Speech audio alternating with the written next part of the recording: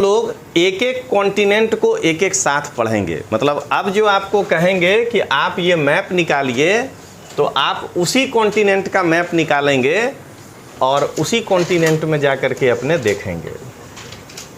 तो आज अब हम लोग नॉर्थ अमेरिका देखेंगे, ठीक है। तो नॉर्थ अमेरिका का निकालिए मैप।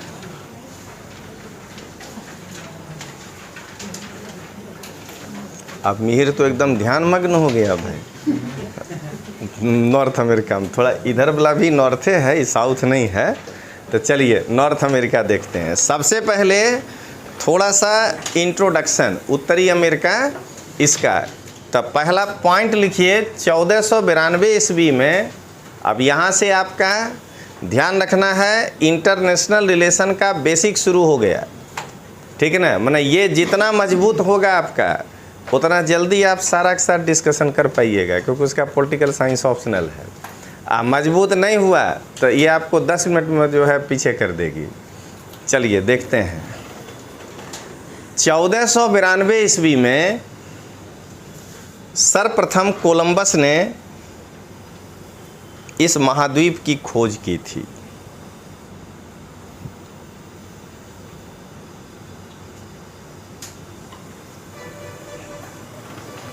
लेकिन इसका हालत क्या था, सरगासन से ही देख करके कि गांधीनगर आ गए, लौट गए।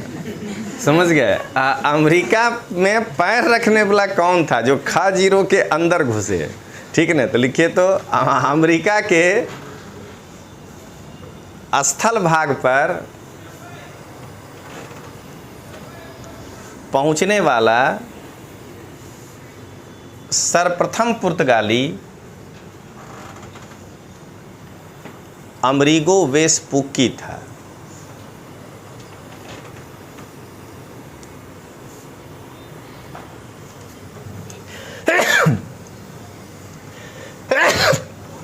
अमरीगो वेस्पुक्की था,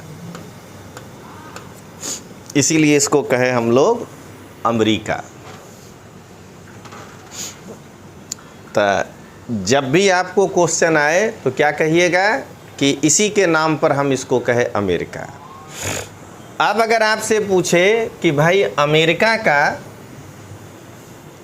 आदिम निवासी कौन है, मतलब मेन किसका है अमेरिका, सबसे पहले कौन वहाँ रहता था, तो रेड इंडियन, ठीक ना। यानी वही लाल काला वाला आदमी, जिसका ओठ लाल हो, जिसका कान हल्का लाल हो, करली हेयर हो और साथ में जो है वो ब्लैक भी हो, ठीक है ना, अश्वेत नहीं।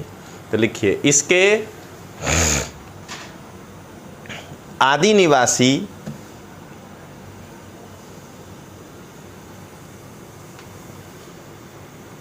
रेड इंडियन थे।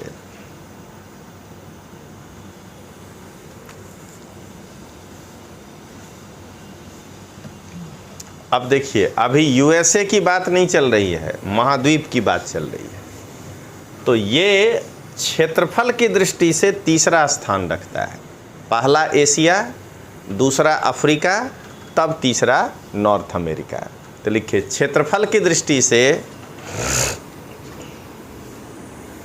यह तीसरा स्थान रखता है।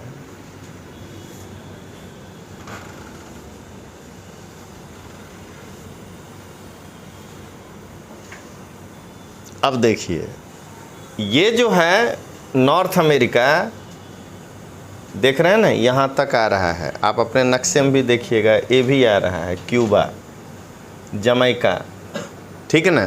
तो ये सब नॉर्थ अमेरिका में ही आ रहा है, ठीक। तो इसका पूरा क्षेत्रफल जो है 2.4 करोड़ स्क्वायर किलोमीटर है। तो लिखिए इसका क्षेत्रफल 2.4 करोड़ स्क्वायर किलोमीटर है।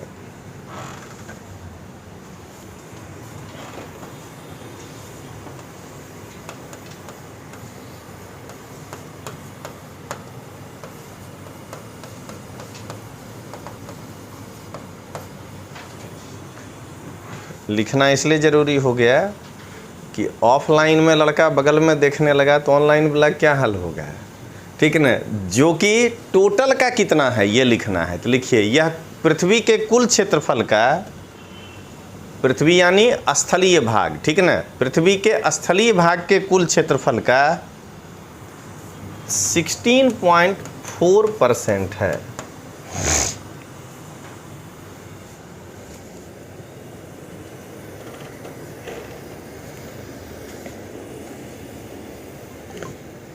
आज जब आपको ब्रेक देंगे इस क्लास के बाद, जब ये कैमरा नहीं रहेगा, तब आपको मोटिवेशन के लिए दिखाएंगे कि पहले हिम्मत करना होता है कोई भी काम के लिए। मतलब अगर हम आईएएस का तैयारी करने आए हैं तो रास्ता में बहुत सारा शॉर्टकट आएगा कि तलाटी और ये वो, तो हम जो है आपको पहले अपना हिम्मत दिखाएंगे, ठीक है ना। कि आप देखिएगा कि मेरे जैसा सामान्य आदमी अगर हम किसी दूसरे फील्ड में आगे जाना चाहते हैं तो कितना बड़ा हिम्मत किए थे 2 दिन पहले, वो दिखाएंगे। मतलब आपके अंदर हौसला होना चाहिए कि ये हम करके ही रहेंगे चाहे कुछ भी हो जाए। शुरुआती दौर में एकदम आदमी हंसेगा आपके ऊपर, ठीक है ना। आपको हम बता रहे हैं कि हमारे ऊपर भी हंस रहा है कि इसका कैसे हो जाएगा जो ये प्लान लेके बैठा है, बाहर से आया हुआ यहाँ कैसे सक्रिय होगा। तो कहने का मतलब कि बाला साहब ठाकरे भी बिहारी ही थे, ठीक ना। तो वो कैसे खड़ा किए। तो हमेशा ये चीज़ ध्यान रखिएगा कि प्लान आप किए हैं आईएएस का तैयारी करने के लिए तो आप पे हंसेगा, जैसे प्लान हम किए हैं तो हम पे अभी आदमी हंसेगा। 3 महीना के बाद आदमी कहेगा कि यार ये चैलेंजिंग है, अब नहीं हंसेगा। 4 महीना बाद जब हम स्ट्रक्चर खड़ा कर देंगे गुजरात में, तब कहेगा कि ये चैलेंजिंग है, ठीक ना। अगर हम सफल हो जाएंगे तो कहेगा बताओ कैसा आदमी था, क्लास भी चलाया, साथ में ये वाला भी काम किया, आप दोनों मैनेज कर लिया। इसी को कहते हैं इंसान, कि इंसान पहले कहता है तुमसे ना हो पाएगा, समझ गए। थोड़ा देर बाद कहता है देखेंगे, अभी तो एक स्टेप आगे बढ़ा है। उसके बाद कहता है वाह देखो ये कैसा आदमी था, ठीक है ना। ये आपको दिखाएंगे। अब दूसरा दिखाएंगे, उसके बाद बताएंगे आपको कि अगले 10 दिन में देखिएगा कि तोमर सर क्या करने जा रहे हैं। तो उसको कहते हैं इनोवेटिव आइडियाज पढ़ते समय, ठीक है ना। आप जो भी पढ़ लिख रहे हैं, अगर आप वो जो लाइन लिखा है उसी पे, जैसे हम जो काम कर रहे हैं, सब लोग अगर उसी जिस लाइन पे जा रहा है हम भी उसी लाइन पे जाएंगे, तो उस लाइन पे 10,000 लोग चल रहा है, हम अकेला अलग कैसे दिखेंगे। तो हमको कुछ नया इनोवेटिव करना होगा। आज आपको बताएंगे तो हम एकदम उम्मीद करते हैं कि आप चौंक जाइएगा कि ये चीज़ मेन बॉडी के पार्टी के दिमाग में क्यों नहीं आई, ये तोमर सर के दिमाग में क्यों आया। आप जरा सोचिएगा कि हम जो दिखाएंगे आपको 3 पीसी खाली किए हैं प्रेस कॉन्फ्रेंस। अरे झूठे, सामने कोई नहीं होता है, बोला जाता है प्रेस कॉन्फ्रेंस। वो क्या भाजपा कांग्रेस छोड़ के बाकी सब यही करता है, किसी में कोई प्रेस वाला नहीं आता है। 3 पीसी किए हैं और मेरा लोकतांत्रिक आवाज़ 750 से सीधे 1039 पे जंप किया। क्या देख रहे हैं अभी 5 पीसी कर देंगे, देखिए हम 2000 पे पहुंच जाएंगे। आप देखिए ना यूट्यूब पे 3 वीडियो खाली विनायक वाला डाले हैं तो 5.63 थे 5.66 हो गए 3 दिन के अंदर। आ नहीं पाते हैं इसलिए वो नहीं बढ़ रहा है। तो क्या देख रहे हैं, इनोवेटिव आइडियाज। तो आप भी पढ़ाई में वही करिए, हमेशा ध्यान रखिएगा बिजनेस करना है तो भी रास्ता एक ही है। अब एक चीज़ समझिए कि एक बगल में खुला है जनरल स्टोर, मेरा लड़का तैयारी कर रहा है कोई एक ही चीज़ पढ़ के, आप भी बगल में कोई जनरल स्टोर खोले तो आपको 4 बरस लग जाएगा ग्राहक बुलाने। इनोवेटिव आइडिया तो लेना ही पड़ता है वहाँ भी, कि कुछ तो हम नया दें। पार्ले जी के साथ एगो कलम दे देते हैं। तो हर एक में सफलता का रास्ता एक ही है कि आपको हिम्मत करना है। देखिएगा 8 गो जेरोक्स वाला दुकान है, आप अपने किसी रिलेटिव को कहिए कि हम यहाँ 9 डालेंगे, वो कहेगा पगला गए हो क्या। सीधे कहेगा ये तुम्हारे बस की बात है, इतना बड़ा बड़ा माना कि लोग फील्डिंग कर रहा है तुम्हारे सामने, देख लो बैठ के, उस वक्त हंसेगा। जब आप उद्घाटन कर दीजिएगा ना तब चैलेंजिंग। आज साल भर बाद वही अपना बेटा को कहेगा, देखा ना तुम जो है बाकड़ा बैठ करके मोबाइल घुमाते रहा, वो लड़का को देखो धंधा सेट कर लिया। तो ये ध्यान रखिएगा, किसी भी लाइन में जाना है सबका रास्ता एक ही है कि पहले आपको हिम्मत करना होगा, ये पहला है। दूसरा, उसमें कुछ ना कुछ इनोवेटिव करना है। जब हम कोचिंग क्लास के दुनिया में आए तब हम इनोवेटिव किए थे, जब करना था तब कोई नहीं वो कर पाता था। अब मेरा दिमाग दूसरी ओर लगा है तो हम उसमें इनोवेटिव कर रहे हैं। तो आपका दिमाग जिसमें लगा है उसमें इनोवेटिव करिए। एक इनोवेटिव का कहानी बताएंगे आपको। मोबाइल रुकने के बाद सारा वाला जो था, अब सारा हमको 2 रुपया रोज़ नहीं देती है, मेरा मोबाइल भी नहीं मांगती है, वो साफ मना कर दी कि सर इतना खर्चा नहीं उठाएंगे। फिर भी सारा सब देख रही है, इसको जो है एक नया वाईफाई ला के दे दिए हैं कि कोई बात नहीं, तुम घर में, दरवाजे पे, गाड़ी में कहीं बैठे रहो, सब क्लास दिखाई देगा। तो क्या देख रहे हैं आप कि उसके ही मोबाइल में दिखाई देगा, ठीक ना। तो सब में आपके पास कुछ ना कुछ आइडियाज़ होना चाहिए, ठीक है। तो ये ध्यान रखिएगा कि हम जो आपको पढ़ा रहे हैं, अपने पढ़ाई में भी अगर आप ये नहीं लगाइएगा तो वही होगा कि शुरुआत, हर फील्ड का कहानी समझाना है, शुरुआत करिएगा खुश हो करके कि हम अपने वार्ड का प्रमुख बने। आज जिला भी नहीं जा पाइएगा, रिटायर हो जाइएगा, मतलब समझे, तलाटी में ज्वाइन करिएगा, आपका भी फील्ड वही होगा।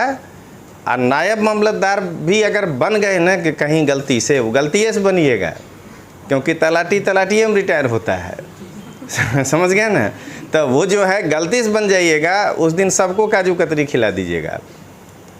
उसके ऊपर का तो शायद कभी सपना में भी नहीं आएगा कि हम जो है प्रमोशन से मामलतदार हो गए, समझ गए। लेकिन अगर आपके पास इनोवेटिव आइडियाज़ है और डायरेक्ट आईएएस हो गए तो एक बार सपना में जरूर आ जाएगा कि अच्छा रिटायरमेंट के बाद हम भी विदेश मंत्री हो सकते हैं। बात समझे कि मैंने रिटायर होने के बाद अगर एस जयशंकर हो सकता है तो हम भी हो सकते हैं। तो यही चीज़ है इनोवेटिव आइडियाज़। आज सब हम लोग एक नाथ शिंदे कर रहे हैं। आप पता किए कि वो ऑटो चलाता था अपने लाइफ में?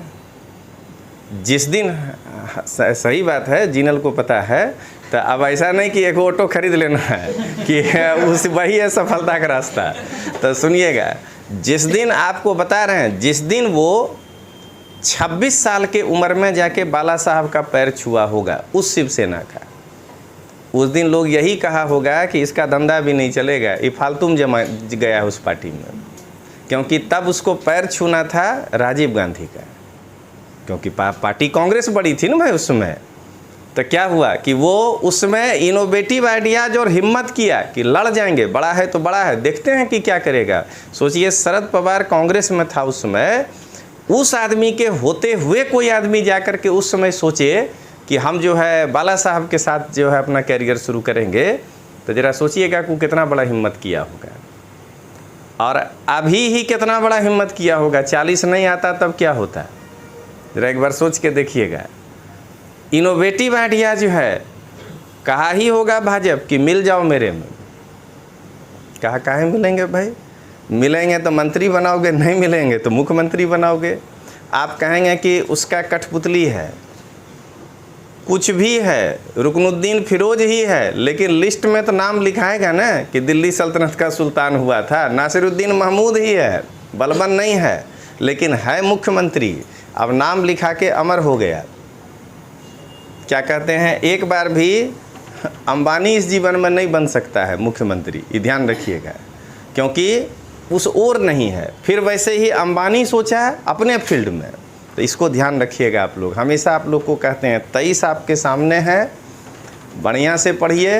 आप पढ़ते समय ज़रूर कुछ न कुछ अलग ढंग से सोचिए कि हम क्या आंसर में लिखेंगे। चलिए अब आगे देखते हैं। अब निकालिए नक्शा। 16% हो गया ना।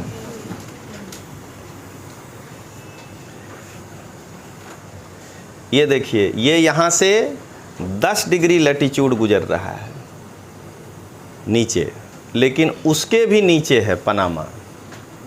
अगर आप नक्शे के आधार पर देखिए तो दक्षिण अमेरिका, ये उत्तर अमेरिका यहाँ तक, और 10 डिग्री यहाँ से गुजरा है, माने ये, और ये नीचे नहीं है, उससे भी नीचे ये वाला पार्ट। तो 8 डिग्री नॉर्थ से ये शुरू होता है। अब आइए यहाँ, ये है 80, ठीक ना, उससे भी ऊपर है कौन सा एरिया, ये, लेकिन नहीं, ये लाइन ऐसे गया है, ध्यान रखिएगा। तो यहाँ भी ऐसे गिनिएगा, तो उससे 2 डिग्री और ऊपर, यानी नॉर्थ अमेरिका 8 डिग्री नॉर्थ से लेकर के 82 डिग्री नॉर्थ तक जो है फैला हुआ है। तो लिखिए इस चीज़ को, यह 8 डिग्री नॉर्थ से 82 डिग्री नॉर्थ तक फैला हुआ है।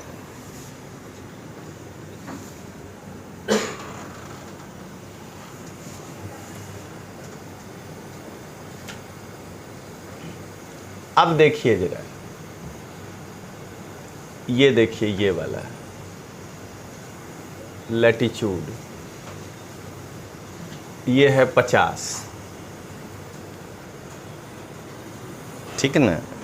यहाँ पर देखिए ये लाइन, ये है 50, ठीक है।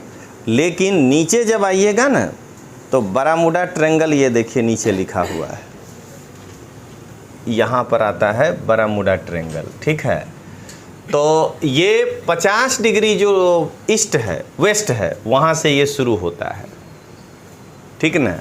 और ये देखिए यहाँ आना है, ये गया है 180 डिग्री, उसको ईस्ट वेस्ट नहीं बोला जाता है, उससे थोड़ा पहले है। तब 50 डिग्री वेस्ट से 170 डिग्री वेस्ट के बीच में नॉर्थ अमेरिका फैला है, इसलिए पूरा वेस्ट ही है ये।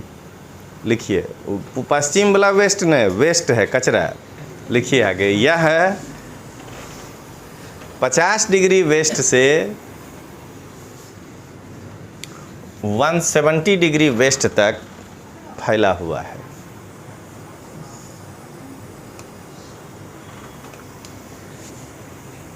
अब देखिए तो कुल मिलाकर के उत्तर अमेरिका कहाँ है।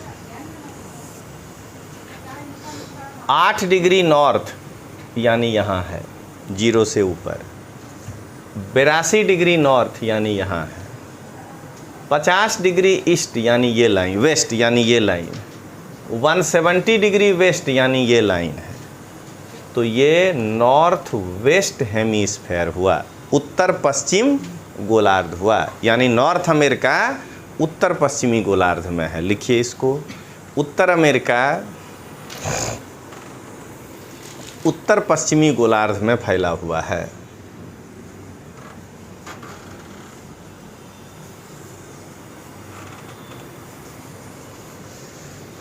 अब सब लोग जो है अपने मैप में देखिए, जो दिखाना चाह रहे हैं, ये देखिए, ये 100 डिग्री वेस्ट पर लाइन रखिएगा हाथ, और इसको ऐसे सीधा नीचे लाइए। देखिए नॉर्थ अमेरिका 2 भागों में टूट जाएगा, यानी 100 डिग्री इसके बीचों बीच गुजरती है, वेस्ट रेखांश, ठीक है ना। तो लिखिए 100 डिग्री वेस्ट रेखांश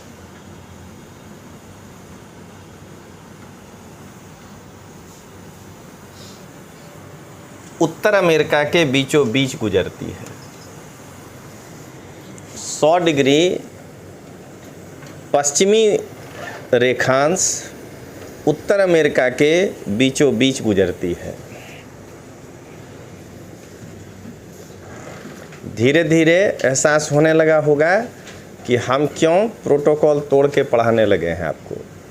माने इस जीवन में आप इतना माइन्यूटली नहीं देखते अगर हम आपको अपने से पढ़ने छोड़ देते तो, समझ गए। इसीलिए जो है 8 घंटा 10 घंटा बर्दाश्त कर लीजिए इसको, क्योंकि ये अगर आपका गोल हुआ तो एकदम IR का डिब्बा गोल है आपका, ये समझ लीजिए। चलिए अब आगे देखते हैं।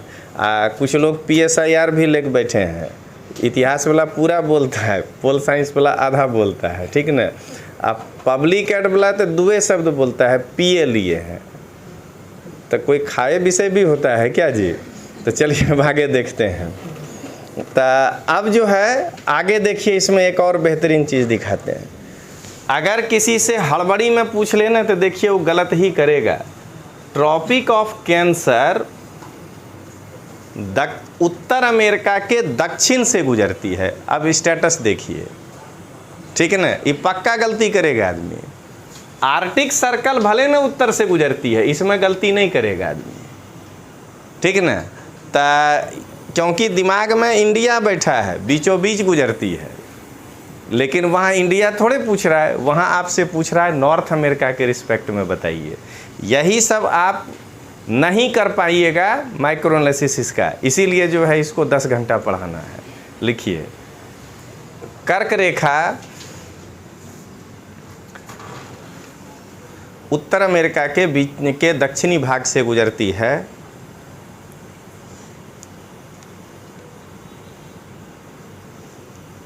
जबकि आर्कटिक सर्कल उत्तर अमेरिका के उत्तरी भाग से गुजरती है।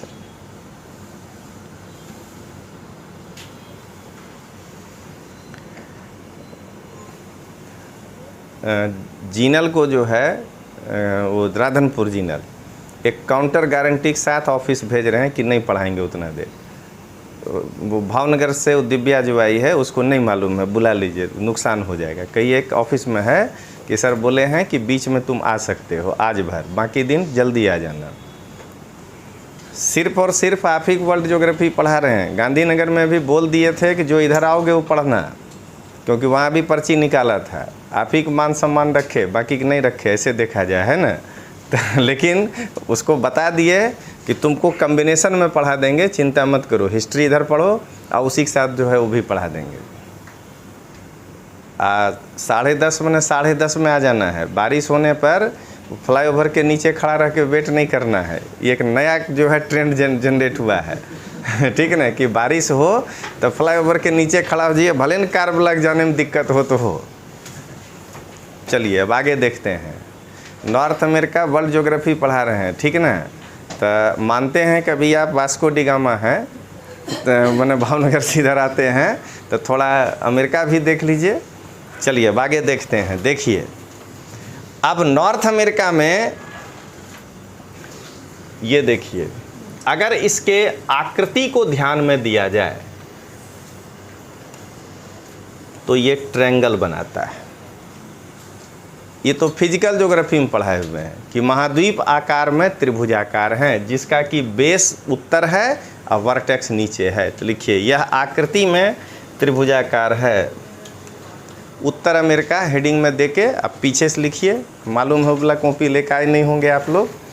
तो लिखिए उत्तर अमेरिका की आकृति त्रिभुजाकार है। अब देखिए जरा, जैसे हम लोग ने अपना भारत का गाना बनाए हुए हैं कि उत्तर में रखवाली करता पर्वतराज विराट है, दक्षिण के चरणों को धोता सागर का सम्राट है। तो वो लोग भी गाता होगा कि उत्तर में रखवाली करता आर्कटिक सागर है, ठीक है ना। इसका देखते जाइए जरा सा क्या स्थिति है। नॉर्थ में आर्कटिक सागर, वेस्ट में पैसिफिक ओशन, साउथ में भी पैसिफिक ओशन ही, ठीक है ना। ईस्ट में अटलांटिक ओशन। उसके बाद घुसेंगे कि अंदर और क्या है। एकदम साउथ में अगर कोई ज़मीन पूछे तो दक्षिण अमेरिका, इसीलिए उसका नाम रखे हैं। तो लिखिए इसके उत्तर में आर्कटिक महासागर,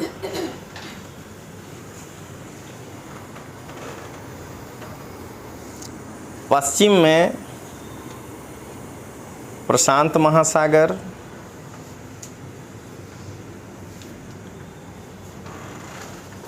पूरब में देखिए आईएस के तैयारी में अटलांटिक नहीं, नॉर्थ अटलांटिक। तो लिखिए उत्तरी अटलांटिक महासागर,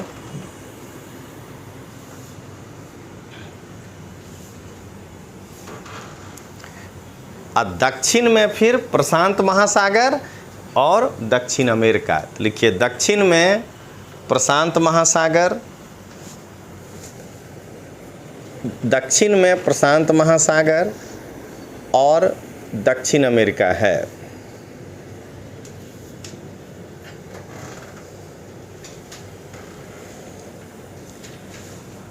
अब देखिए इसके यहाँ देखिए और आप अपने मैप में बाद में देखिएगा, इसके दक्षिण पूरब में गल्फ ऑफ मैक्सिको कैरेबियन सागर है, क्योंकि ये यहाँ तक आ गया ना।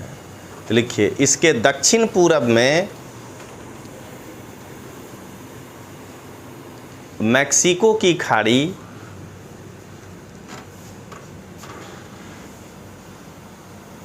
और कैरेबियन सागर है।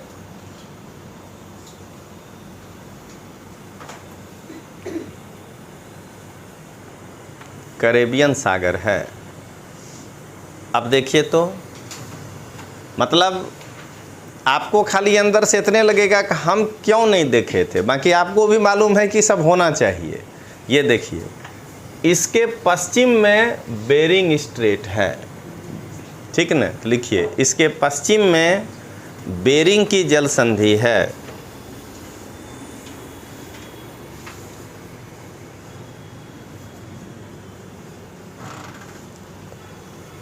वो करती क्या है भाई, तो ये देखिए वो करती यही है कि इसको एशिया से अलग करती है, अमेरिका को। तो लिखिए यह अमेरिका को एशिया से अलग करती है।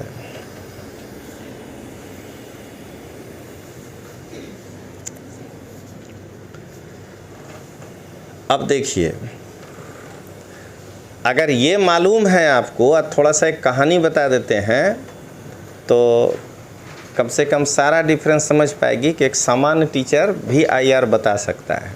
देखिए ये जो एरिया है अलास्का, आज पुतिन जो है पछताता होगा, क्योंकि ये पहले रसिया का कब्जा में था, ठीक ना, होशियारी में दे दिया उसको। तो आज अब जो है इसको कितना चालाक था अमेरिका, देखिए आज इस पे अमेरिका का कितना खर्चा हो रहा है। कनाडा को पार करना है, ये वाला लाइन है अलास्का, देख रहे हैं, और ये वाला लाइन है कनाडा, यानी माल ऐसे ही जाता होगा। कौन वाला, सैनिक साजो सामान, समझ रहे हैं ना, चावल गेहूं ऐसे चला जाएगा, लेकिन सैनिक साजो सामान यहाँ से जाएगा, ठीक है। कहा जाता है था मतलब उस समय, इसीलिए जो आपको 3 किताब का नाम लिए कि उसी में से घूमिएगा आईआर में।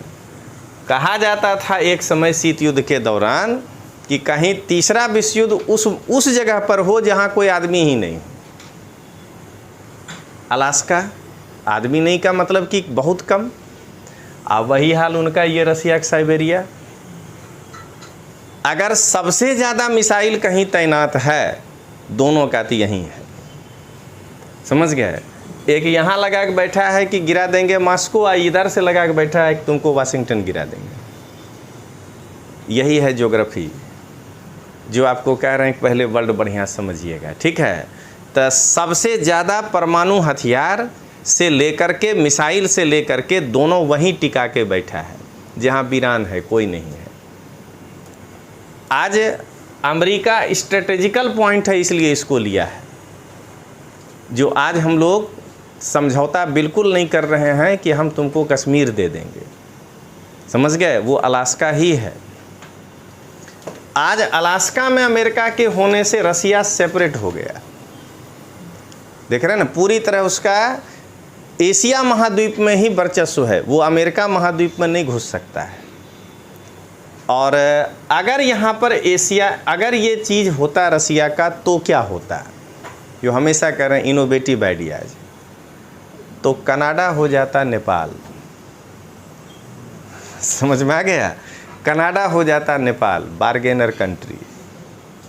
पुतिन को कहता कि 200 किलोमीटर रोड बनाइए, और नहीं तो हम अमेरिका से बात करते हैं। उससे बनवाने के बाद अमेरिका के पास आता, कहता 500 आप बनाइए, और नहीं तो हम रसिया से बात करते हैं। क्या देख रहे हैं, ये वाला चीज़ पूरी तरह से अमेरिका पीछे कर दिया रसिया को, अलास्का को लेने के कारण। कि नॉर्थ अमेरिकन जियोपॉलिटिक्स से रसिया बाहर हो गया। ये बात जार नहीं समझ पाया था, जार था ना बेचारा, समझ गया। अगर वो स्टालिन होता तो वो समझ जाता कि हमको तमिलनाडु मुख्यमंत्री बनने हैं, चाहे जो करिए, वहाँ के मुख्यमंत्री स्टालिन है, तो वो अलास्का लेकर रहता है। आज जरा देखिए जियोपॉलिटिक्स, रसिया को यहाँ से ऐसे जाने से फिर अमेरिका का कोई ताकत नहीं है जो रोक लेता, क्योंकि यूएनओ में आप उसके खिलाफ एक भी नैतिक बिल तो पास नहीं कर पाते कि आप यहाँ से सबमरीन लेके क्यों चले गए। लेकिन आज आप एक नैतिक बिल पास कर सकते हैं कि भाई जब इस तरफ हो तुम तो इधर कहाँ घुसे थे, ठीक ना। और तब ये जो नीचे का देश है दक्षिण अमेरिकी देश, जिससे कि कल भाग्यलक्ष्मी को थोड़ा प्रॉब्लम था, जो हम समझाए थे ग्वाटेमाला और ये सब में कानून बड़ा ख़राब है वहाँ, तो उन देशों का कहानी कुछ और होता, समझ गए ना। क्योंकि ये देखिए ये तरक्की नहीं कर पाया, आप बन गए IAS, पड़ोसी रह गया बेचारा कहीं नहीं, तो वो तो फिर खुन्नस कुछ न कुछ तो निकालबे न करेगा, कुछ बोले चाहे नहीं बोले।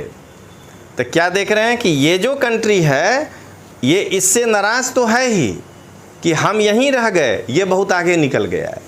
जिसका कि ज्वलंत उदाहरण है ये मैक्सिको, जो भिड़ जाता है कभी कभी, ठीक ना। और उससे भी बड़ा हाथी के सूंड में चींटी घुस के परेशान करता है, वो है क्यूबा, देख रहे हैं ना। तो क्या कहते हैं, मैंने हाथी के सूंड में घुसा हुआ है, देखिए यहाँ पे हाथी का सूंड है ना। हम जो भी कह रहे हैं वो गलत नहीं समझना है, वो कहीं न कहीं कोई लेखक किताब में लिखा था, हम तो पढ़ के ना आपको बता रहे हैं। तो ये जो है आज अगर क्यूबा इतना कर पा रहा है, उछल रहा है, तो अगर यहाँ रसिया होता ऐसे, अगर इसको बैकअप दे रहा होता, तो ये सब मिल करके क्या करता, यानी अमेरिका उथल पुथल हो जाता। अमेरिका जितना आज फ्री हो करके मतलब कि वर्ल्ड पॉलिटिक्स में भाग ले रहा है, कि उसको मालूम है कि ये कितना छटपटाएगा, 2 घंटा भी नहीं लड़ पाएगा। लेकिन रशियन बैकअप के कारण कहीं इधर कोई यूक्रेन हो जाता, तब ये आपको अपने से इनोवेशन करना होगा, समझ गए। कि अलास्का देना अमेरिका के हित में कैसे रहा और आज रसिया क्यों पछता रहा होगा, ये आप सोचिए। कि अगर यहाँ पर रसिया को नहीं इंटरेस्ट था तो क्यूबा ऐसे तो घूम के आया नहीं जा सकता है, ठीक ना। क्यूबा तो इधरे से आया होगा रसिया, भूमध्य सागर होते हुए। आप जरा बताइए तो कि अगर उस समय यूक्रेन जो है नाटो का सदस्य होता, आज से ही सोच के देखिए, नाटो का सदस्य होने के कारण यूक्रेन की रक्षा के लिए अगर काला सागर में अमेरिकन जहाज होता, तो क्या मिसाइल यहाँ तक आ पाता रूस का, जो क्यूबा मिसाइल संकट आपको पढ़ाएंगे। समान आदमी से पढ़िए, विशिष्ट आदमी तो बहुत अच्छा पढ़ाता है, ठीक है। तो ये देखिए, वो बेचारी गलती नहीं है, उसको हम ही फंसाए हैं, इसीलिए हम उसके प्रति सहानुभूति रखते हैं। उसको जहाँ बोले वहीं जाकर एडमिशन ले ली। टीचर गलत कोई नहीं होता है, आप वैसे पढ़िए जो आपको समझा रहे हैं। हर आदमी ऐसे नहीं पढ़ाएगा आपको, क्योंकि उसका घड़ी भी है साथ में कि भाई 2 घंटा में ख़त्म करना है। तो क्या देख रहे हैं कि इधर से जो लाया वो काला सागर में रोक लेता, इसलिए रसिया को एकदम ब्लैक सी फ्री चाहिए, अमेरिका नहीं चाहिए वहाँ। और इसीलिए क्या देख रहे हैं, जो लोग मतलब कि मुस्लिम धर्म से बिलोंग करते हैं वो सीरिया को ज़्यादा समझते हैं। हम लोग सीरिया को एक भूभाग समझ रहे हैं, ठीक है ना, वो रिलीजियस पॉइंट ऑफ व्यू समझ रहे हैं। आखिर वहाँ लड़ कौन रहा है, रसिया ही लड़ रहा है ना। नाम भले यूएनओ दे दीजिए, सेना किसका है वहाँ, तो वहाँ क्यों नहीं अमेरिका को घुसने दे रहा है रसिया, क्योंकि फिर काला सागर के मुंह पे ऐसे सीरिया को बचाने के लिए बोल करके अपना जहाज़ खड़ा कर देगा अमेरिका कि काला सागर में नहीं घुसेंगे।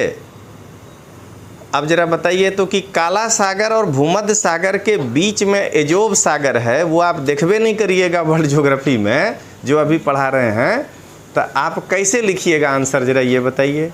काला सागर से कूद के सीधे आप भूमध्य सागर में आइएगा नहीं। जरा नक्शा निकालिए, यहाँ निकालना संभव नहीं है जो इसका यूरोप का विश्व का नहीं।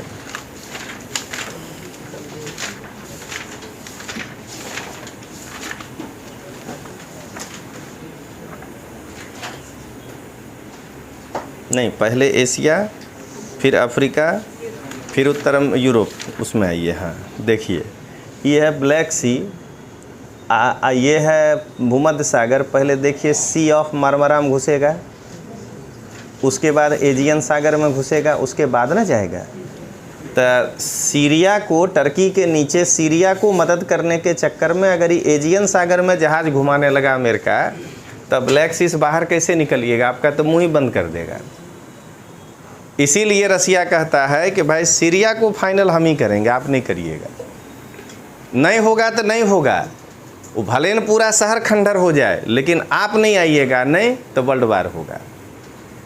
ठीक है ना? अब जरा बताइए कि अभी जब आपको वर्ल्ड ज्योग्राफी में आएंगे यूरोप, तो आपको ऐसे ही ये पूरा एक एक सागर दिखाएंगे, तो अभी लगेगा कि सर फालतू में मेरा टाइम बर्बाद कर रहे हैं। लेकिन जब ये आईआर डील करने लगिएगा, तब आपको लगेगा कि देखिए यहाँ कितना सकरा जगह है जाने का। जरा देखिए सी ऑफ मार्मरा से जो गुजरना है एजियन सागर में, तो वो कितना सकरा है। ठीक है ना? अब जरा देखिए भूगोल, टर्की की सीमाओं के अंदर ही जाना है। ये जो लाइन खींचा है ना, ये टर्की का सीमा है देश का, उसका आइलैंड है, उसके बीच से रसिया को जाना है। ठीक है ना? इसलिए रसिया को टर्की से नहीं बनता है, क्योंकि आप ये समझिए भले न कमज़ोर देश है, मान लिए कि आपके घर में लाठी है और रोज़ आपके गांव का 5 गो राइफल वाला आपके घर के सामने से रोज़ गुजरेगा, तो अंदर से तो कुपित होइएगा ना कि क्या दिखाना चाह रहा है। तो इसीलिए टर्की को नहीं बनेगा। तो कोई दिन एगो मिसाइल मार देगा रूस के जहाज़ पे, कहेगा कि सॉरी गलती से हो गया, समझ गए? तो अगला दिन वही होगा कि वो 2 गो गिरा देगा बम, कहेगा हम तो सीरिया जा रहे थे, मेरा भी गलती से गिर गया, समझ गए? अब देखिए रसिया का झुकाव जब भूगोल पढ़िएगा, हर हाल में ग्रीस के साथ होगा, क्योंकि ये दुश्मन है तो ये तो दोस्त बनाओ। ताकि देखिए यहाँ जो टर्की के बगल में ये जो बैगनी कलर का आइलैंड है, कहना कि उसका रक्षा करना बड़ा ज़रूरी है। हमको बुलाया है ग्रीस, हम इसलिए उधर से ही जाएंगे, देख रहे हैं। लेकिन वर्ल्ड ज्योग्राफी का फ़ायदा देखें। अब जो लड़का ये ज्योग्राफी देख लिया, 1 से 6 में आज नहीं कोई दिन ग्रीस का स्वतंत्रता संग्राम पढ़ेगा, आज जब उसमें देखेगा कि रसिया कैसे घुसा था बीच में, कि जिसको हम कहते हैं राजा बनाओ, नहीं तो यहाँ तो हम बिल्कुल नहीं मानेंगे। ये तो जार तक समझ रहा था कि इन फ्यूचर यहाँ पे हमको एक मेरा समर्थक चाहिए, तो वो दोनों को मिला करके बताएगा। इसीलिए जो है आप इसको देखिए, नक्शा जिसको मालूम है उसको पता है कि आज ऑस्ट्रिया फंस गया, क्योंकि एड्रियाटिक सी तक वो पहुंच नहीं पा रहा है। देख रहे हैं ना? फंसने का मतलब खाली झगड़ा ही नहीं, बिजनेस भी कैसे करेगा। इसीलिए मेटरनिख जो है, उस समय तो और हवाई जहाज़ से बिजनेस नहीं हो रहा है, इसीलिए मेटरनिख हमेशा चाहता है कि इटली का ये वाला एरिया हम ले लें, पूरब वाला, ये बीच वाला जो एरिया है उसमें अपना कठपुतली सरकार बिठा दें, स्लोवानिया को अपने कब्जा में ले लें। ठीक है ना? क्रोएशिया का ये देख रहे हैं ऐसे नक्शा बना हुआ, इसके इधर वाला पार्ट को अपने कब्जा में कर लें, जिससे कि मेरा अपना जहाज़ यहाँ से अंदर घुस जाए। अब तो शांत चित्त हो के वर्ल्ड ज्योग्राफी पढ़िएगा कि अभी भी एक वोटिंग का मौका दें आप लोग को, बोलिए। तो क्या कहते हैं, इसीलिए समझाते हैं कि वोटिंग से बनाया हुआ सरकार हमेशा सही नहीं होता है, ये भी ध्यान रखिएगा। चलिए आगे देखते हैं। तो चलिए अपना पढ़ाई करते हैं। आपको इतना देर यही समझाए कि ये जो है इसको ऐसे पढ़ना है, और आप देखिएगा हम हमेशा जो उसको PSIR में साथ देते हैं पॉलिटिकल साइंस में, हम केवल उसके उसी टॉपिक में रक्षात्मक हैं, उतना सा उसको अपने से करना है जो उसका थ्योरी वाला पार्ट। बाकी उसको नहीं तो हम पॉलिटी में पीछे होने देंगे, चाहे उसके मास्टर साहब 2 वीडियो में कह दें कोर्स ख़त्म, ठीक है ना, नहीं उसको IR में झुकने देंगे। उसका झंडा झुकेगा तो न्याय, स्वतंत्रता, समानता वो वाला पार्ट अपने से पढ़ लेना है जो आपके पॉलिटिकल थ्योरी में है, ठीक ना। ये बात उनको नहीं कि हम गार्गिक भी यही बोले हैं कि पॉलिटिकल साइंस लेके उछल रही हो ना, ये वाला पार्ट ध्यान रखना, ये हम नहीं पढ़ा पाएंगे, इतिहास लोगे तो पूरे पढ़ा देंगे। तो चलिए अब आगे देखते हैं। तो अब जरा देखिए इसके बाद तो क्या देखे, बेरिंग की जल संधि इसको एशिया से अलग करता है। अब एकदम नीचे यहाँ ये पनामा, एकदम नीचे पुछड़ी जो है एकदम लास्ट, जहाँ के बाद साउथ का एस शुरू होता है, ठीक ना। वो प्राकृतिक रूप से जल संधि नहीं था, पनामा नहर जिसको कहते हैं, प्राकृतिक रूप से वो स्थल संधि था, स्थुमस। पढ़ाए थे फिजिकल ज्योग्राफी में, स्थल का वह सकरा भाग जो दो बड़े जल भाग को अलग करता हो और दो स्थल को जोड़ता हो, उसको कहते हैं स्थुमस। तो इसका दक्षिणी भाग जो है पनामा स्थल संधि, इसको दक्षिण अमेरिका से अलग करता है। लिखिए इसका दक्षिणी भाग पनामा स्थल संधि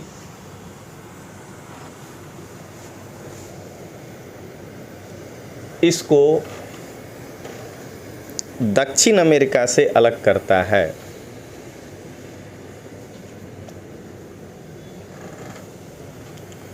फिर लिखिए परंतु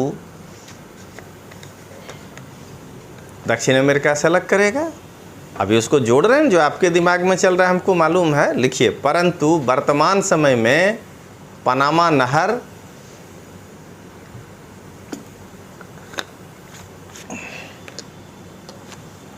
इसे दक्षिण अमेरिका से अलग करता है।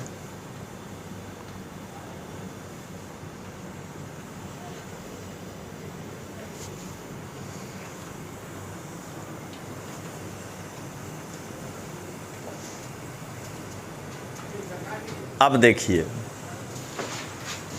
जब आप नॉर्थ अमेरिका फिजिकल पढ़ रहे हैं तब यहाँ पे डेन ब्रैकेट में लिखा हुआ है, यानी ये है तो डेनमार्क के अधीन ग्रीनलैंड, और डेनमार्क के अधीन हो गया फिर तो ये यूरोप का भाग हुआ।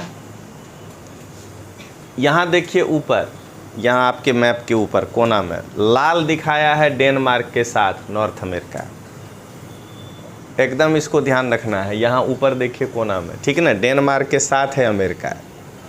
तब राजनैतिक रूप से डेनमार्क कर रहे हैं ग्रीनलैंड के साथ, तो राजनैतिक रूप से ग्रीनलैंड भले ना यूरोप का भाग है, लेकिन भौगोलिक रूप से ग्रीनलैंड नॉर्थ अमेरिका का भाग है। ऐसे भी इसको और इसको देखिएगा, जो फिजिकल ज्योग्राफी पढ़ाएं तो लगता है ये इससे ऐसे टूट के अलग हुआ है, ठीक है ना। ये कभी ये भाग और ये एक ही साथ हुआ करता था। तो लिखिए इस चीज़ को, ग्रीनलैंड डेनमार्क के अधीन होने के कारण राजनैतिक रूप से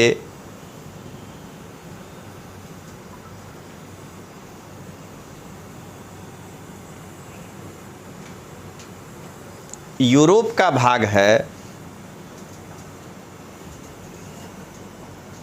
परंतु भौगोलिक रूप से यह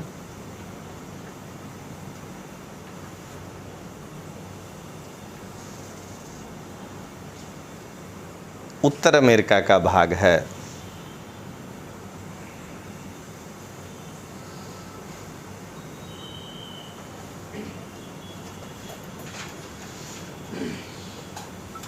ये हो गया। चलिए अब जरा देखिए, अगर अपने ऊपर कोई हंसता है यूरोप का आदमी,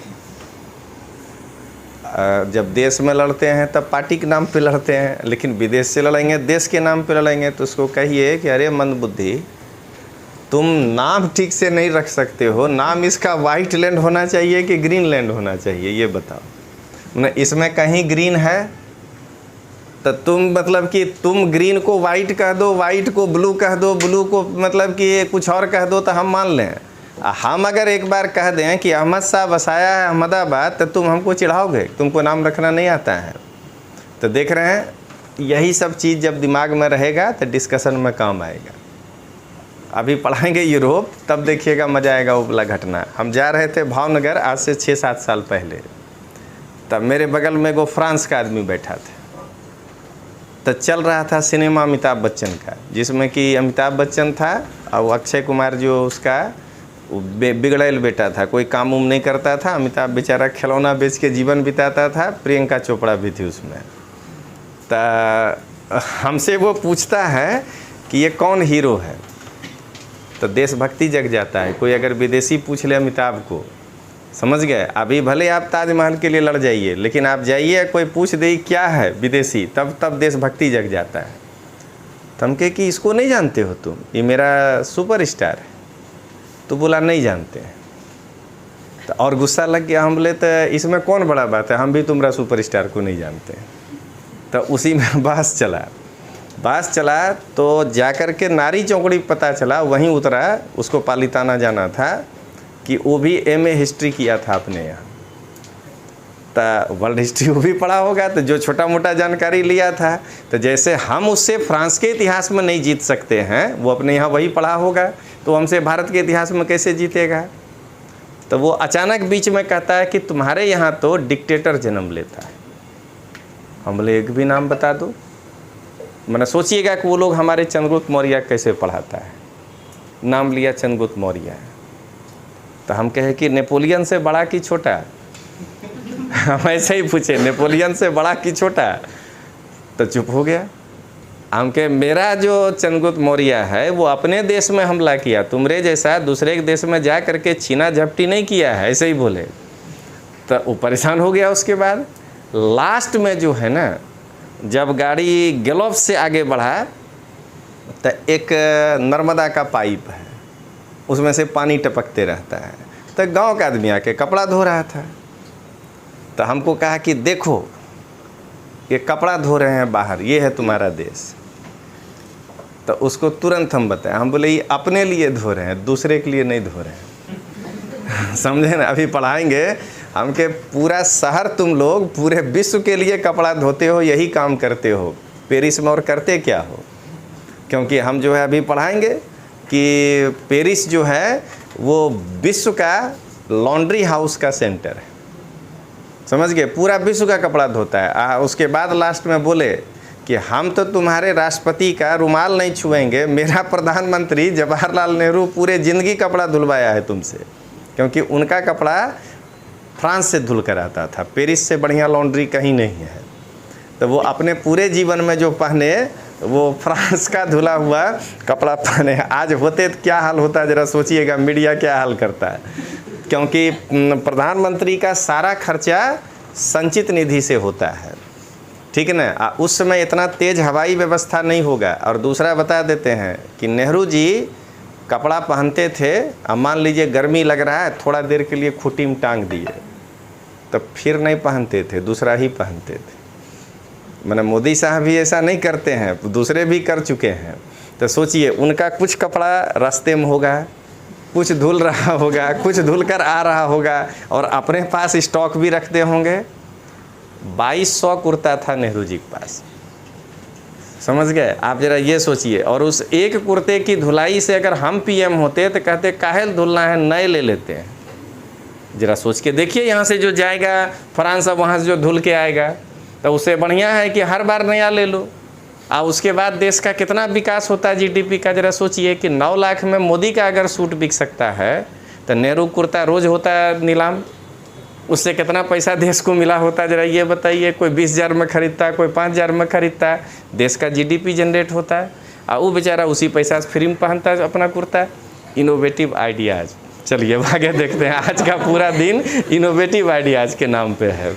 तो चलिए आगे देखते हैं। तो ग्रीनलैंड हो गया। अब जरा ये अगर इधर गया तो ठीक है, नहीं तो आप अपने से मैनेज करिएगा, हम फिर दूसरा पेज निकालेंगे। हाँ जा रहा है, ठीक। अब यहाँ आ जाइए,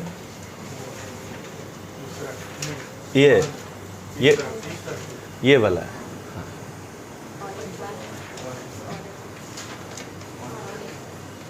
इतना बार में तो ऐसे पढ़ लेंगे, है कि नहीं। तो अब जरा निकालिए ये वाला पन्ना, ठीक है। देखिए ये इंटरनेशनल रिलेशन के लिए बहुत इम्पोर्टेंट है, और ख़ास करके आज आप ये जान जाइएगा, तो जब आप वर्ल्ड हिस्ट्री में पढ़िएगा उपनिवेशवाद, तब आपको ये और बेहतरीन समझ में आएगा। तो ये क्या है, द्वीपों का एक समूह है। ये देखिए एकदम यहाँ अमेरिका तक, दक्षिण अमेरिका तक पहुँच गया है ट्रिनिडाड एंड टोबैगो। एकदम जरा देखते जाइएगा, ये पूरा ऐसे आगे बढ़ते हुए आइए तो यहाँ क्यूबा तक दिखेगा, ठीक ना। लिखिए इसके दक्षिण पूरब में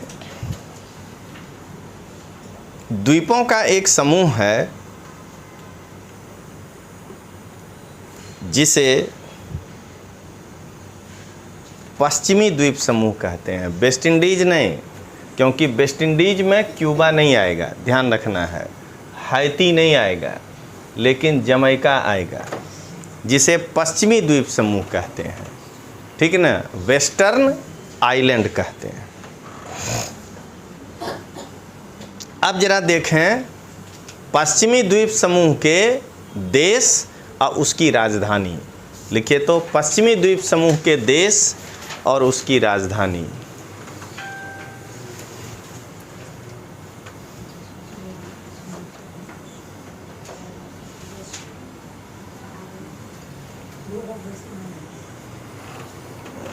एक तरफ लिखिए देश का नाम और एक तरफ लिखिए राजधानी।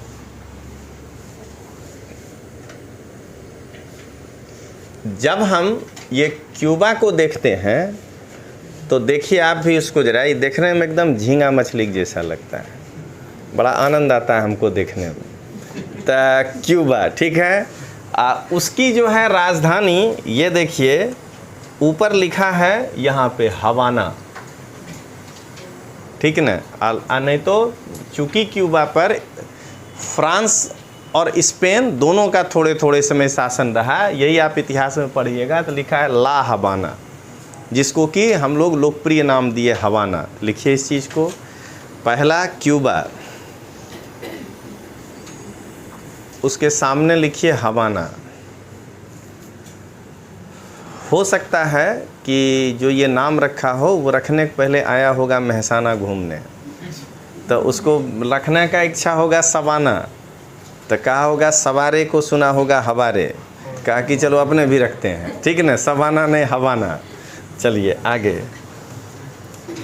अब आइए उसके नीचे एकदम एक एक करके देखते हैं। जमैका, देखिए उसकी राजधानी है किंगस्टन, क्रिकेट मैच होता है यहाँ, ठीक ना। कटनी वाल्स यहीं से था, तो लिखिए जमैका, किंगस्टन। आराम से देखिए क्योंकि इसमें वीज़ा वूजा नहीं लगता है, आपके पास है नहीं है कोई टेंशन नहीं। अब देखिए उसके बाद देखिए हैती। हैती का ये ऐसा चकुट्ठा वाला है, होता है राजधानी, ठीक ना। देखिए क्या लिखा है, पोर्ट ओ प्रिंस, ठीक ना। तो लिखिए पोर्ट ओ प्रिंस। हो सकता है राजकुमार को बताया हो कि अरे इधर पोर्ट है, आओ कहाँ जा रहे हो, तो पोर्ट ओ प्रिंस, ठीक ना। अब देखिए जैसे ही आप उससे आगे बढ़िएगा लिखा है डोमिनिकन रिपब्लिक। इसका मतलब ये है कि आप संविधान पढ़ चुके हैं, यहाँ के राष्ट्रपति चुनाव जनता करता होगा, ठीक ना, या अपना द्रौपदी मुर्मू जैसा चुनाव मिनिमम होगा, ठीक ना। तो लिखिए डोमिनिकन रिपब्लिक। देखिए क्या है, सेंटो डोमिंगो इसकी राजधानी, ठीक ना। उसको पिज़्ज़ा नहीं लगाने का मन था इसलिए रखा सेंटो डोमिंगो, ठीक है ना। अब देखिए उससे बगल में आइए प्यूर्टो रिको। भले वो, ध्यान रखना है, भले वो पश्चिमी द्वीप में आता है लेकिन अभी भी ब्रैकेट में वो यूएसए के कब्जा में है ना, लिखा हुआ वहाँ नीचे।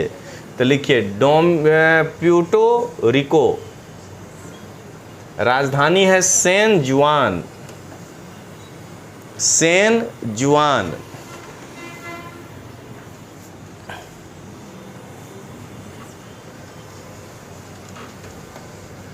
अब देखिए, जब आप उससे थोड़ा सा आगे बढ़ते हैं तो देखिए क्या मिलता है, वर्जिन आइलैंड, लेकिन उसकी स्थिति ठीक नहीं है, थोड़ा यूएसए में है, थोड़ा यूके में है, कहीं एक होता तो ठीक, इसलिए आगे बढ़ते हैं। अब आएगा सेंट किट्स एंड नेविस, इसकी राजधानी है बैसे टेरे, तो लिखिए सेंट किट्स, बैसे टेरे।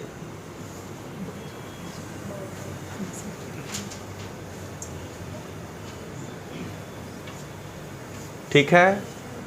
अब देखिए उसके पूरब में लिखा है एंटीगुआ एंड बारबाडुआ, वो है सेंट जॉन्स, वो देखिए उधर था सैन जुआन, ये है सेंट जॉन्स, तो लिखिए एंटीगुआ एंड बारबाडुआ, बारबुडा, बारबुडा, देखिए बारबुडा, सेंट जॉन्स। उसके बाद जो है थोड़ा ठीक स्थिति नहीं है, लेकिन एक ही के कब्जे में है, मोंटेसरेट, देख रहे हैं ना, मोंसेरेट है, टी वहाँ पे साइलेंट है, प्लाईमाउथ इसका जो है राजधानी है, मोंसेरेट प्लाईमाउथ। रटना उठना नहीं है, एक बार खाली देख लेना है, जिससे कि आपको इंटरनेशनल रिलेशन वगैरह में आसानी हो। देखिए उसके नीचे आ जाइए, गुआडेलोप फ्रांस के अधीन है, बैसे टेरे ये भी है, लेकिन इसके बैसे टेरे में वो हाइफन है कि बैसे थोड़ा रुकना है, क्या हो सकता है उसको समझने में दिक्कत हो, तब टेरे, तो लिखिए गुआडेलोप,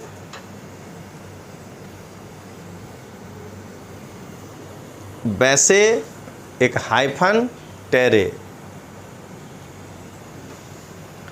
उसके नीचे आइए डोमिनिका, डोमिनिका, रोसेऊ, रोसेऊ। उसके नीचे आइए, देखिए क्या लिखा है, मार्टिनिक्यू, याद आया, पिलियन तुल्य ज्वालामुखी, मार्टिनिक्यू, ये भी फ्रांस के कब्जा में है, फोर्ट डे फ्रांस, किला दे दो फ्रांस, तुम बत रखो अब यहाँ, ठीक है ना, Fort de France. Saint Lucia उसके नीचे, कैस्ट्रीज, सेंट लूसिया, कैस्ट्रीज।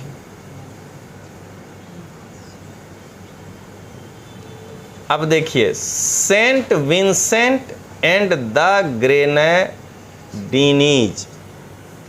ठीक है ना, Saint Vincent and the Grenadines, Kingstown, ये दो किंगस्टन है, देख रहे हैं ना, जमैका में भी और यहाँ भी किंगस्टन।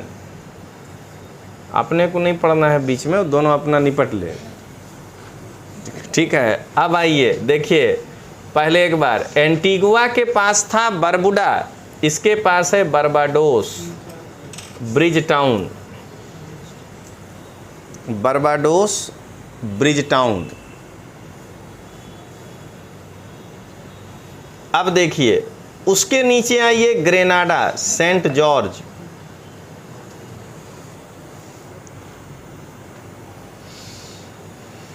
और ध्यान रखिएगा अभी हम लोग पढ़ रहे हैं पश्चिमी द्वीप समूह, इसलिए ट्रिनिडाद एंड टोबैको आएगा, लेकिन वो भौगोलिक रूप से दक्षिण अमेरिका में आता है, राजनीतिक रूप से ये जो है वेस्ट इंडीज का पार्ट है। तो ट्रिनिडाद एंड टोबैको ये है पोर्ट ऑफ स्पेन, नाम में दिख रहा है, स्पेन अपना पोर्ट बनाया था वहाँ, ठीक है, पोर्ट ऑफ स्पेन। तो ये जो है आपका पश्चिमी द्वीप समूह में आएगा, ठीक है। अब आगे बढ़ें एक और, तब आपको ब्रेक देंगे। अब देखें, यहाँ देखिए ये, और इसके पहले अब हम लोग वो पिछले वाले में वापस आते हैं। ये नीचे एक पट्टी पाई गई है सक्रिय, ठीक ना। इस सक्रिय पट्टी को, पट्टाओ जिसको कहिएगा, ये 3 को छोड़ दीजिए, कनाडा, यूएसए, मैक्सिको। अगर इसको छोड़ के नीचे देखिएगा तो ये सक्रिय पट्टी है। एक तरफ उत्तर अमेरिका, एक तरफ दक्षिण अमेरिका, इसीलिए इसको कहेंगे मध्य अमेरिका। तो जब कहे मध्य अमेरिकी देश, ये दोनों के बीच में है, तो मध्य अमेरिकी देश। तो लिखिए इस चीज़ को, उत्तर अमेरिका और दक्षिण अमेरिका के बीच एक सक्रिय पट्टी पाई जाती है जिसे मध्य अमेरिकी देश कहते हैं।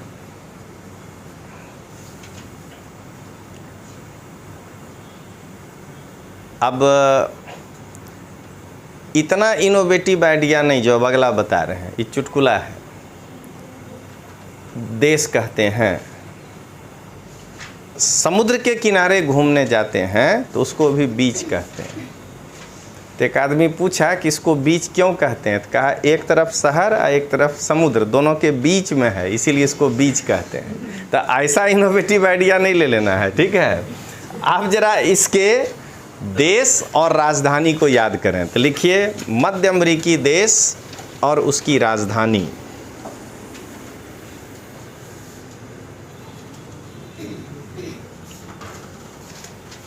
देखिए सबसे ऊपर यहाँ पे देखिए, ये है ग्वाटेमाला।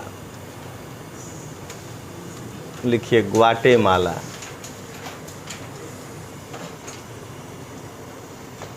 ठीक है, ग्वाटेमाला। अब नाम ही नहीं मिलता है शहर का, तो क्या करेगा, राजधानी में सिटी लगा देगा, कहेगा ग्वाटेमाला सिटी मेरी राजधानी है। तो राजधानी में लिखिए ग्वाटेमाला सिटी।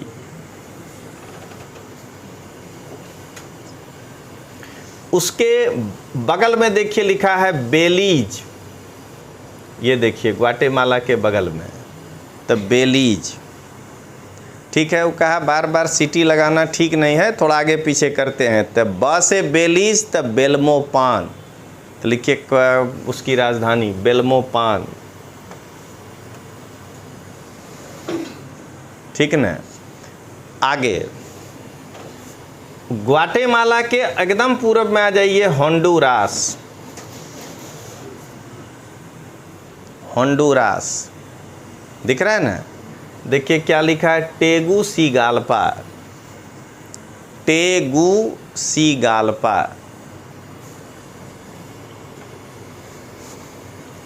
अब होंडुरास के बगल में आ जाइए, देखिए लिखा है अल सल्वाडोर। ये उसकी राजधानी है सन सल्वाडोर। तो लिखिए अल सल्वाडोर, सन सल्वाडोर। मैक्सिमम मिलता है 3 गो का, खाली नाम याद रखना है। टेगुसिगाल्पा नहीं मैच कर रहा है, देख रहे हैं ना, होंडुरास से। आप बाकी देख लीजिए, बेलीज, बेल्मोपान, ग्वाटेमाला, ग्वाटेमाला सिटी, अल सल्वा, तो सन सल्वा, देख रहे हैं ना। निकारागुआ लिखिए, वो भी है मानागुआ। तो ये है निकारागुआ। अपने गुजराती भाषा के हिसाब से नकारा होगा, और कभी गोवा गया होगा घूमने, तो निकारागुआ ये हो गया मानागुआ। ठीक है, अब आइए उसके नीचे देखिए कोस्टा रिका। कई बार पढ़ाए हैं पर्वत में, ठीक है। सैन जोस, बस ये एक आपको याद रखना होगा।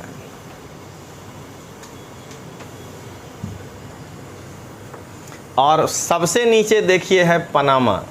पनामा पेपर लीक बड़ा फेमस हुआ था कांड। देखिए उसके शहर का नाम है पनामा सिटी। तो सैन जोस और टेगुसिगाल्पा को अगर छोड़ दीजिए तो लगभग जो है मिलता है। पनामा तो पनामा सिटी, ग्वाटेमाला तो ग्वाटेमाला सिटी, अल सल्वाडोर तो सन सल्वाडोर, निकारागुआ तो मानागुआ, इतना तो मैच ही करता है। अब बेलीज या बेल्मोपान, ये है मध्य अमेरिकी देश। अब आगे देखेंगे इसके बाद। अब मिहिर अपना कर्तव्य पूरा कर दे।